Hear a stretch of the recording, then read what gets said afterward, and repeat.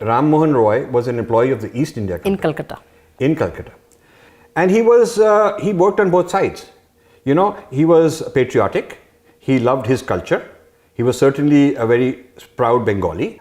His ideas on Hinduism were mixed up.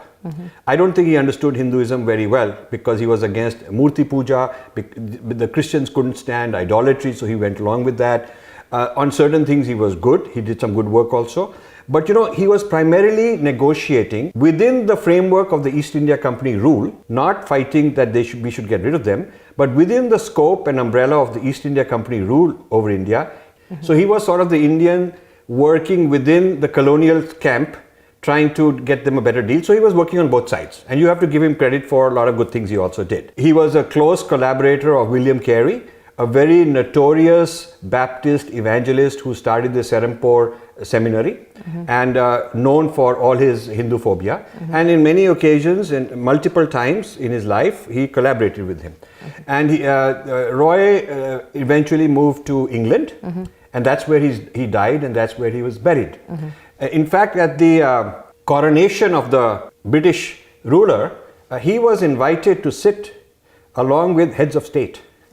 And ambassadors of various countries. He was given that stature even though he was not. He was a private citizen working for the East India Company. But the British really liked him, and he converted to the Unitarian Church, and they considered him a major catch because here is this guy, you know, upper caste, very well spoken, knows different languages, can speak he can speak, you know, all kind of, he can wear the identity of troubled me about him is that he is the source of this idea that Sanskrit should be replaced with an anglicized education system. And he is the one who started this whole campaign in England to convince them that they should de-Sanskritize India's education. But why did he focus on Sanskrit per se? Interestingly, he writes a letter to the Governor General of India in 1823. Okay. And it's a very interesting letter in which he argues why keeping Sanskrit is a bad thing. The natives will remain in darkness. It doesn't have rationality and logic. It doesn't have science. And things like he mentioned Vyakaran and the problems of nitpicking, grammar and all that is no use. He mentions Nyaya, that is of no use to people. He talks about Vedanta. So he talks about various aspects, some kind of name-dropping buzzwords. I'm not sure how much he really understood those. Because if he understood those, he would not feel this way.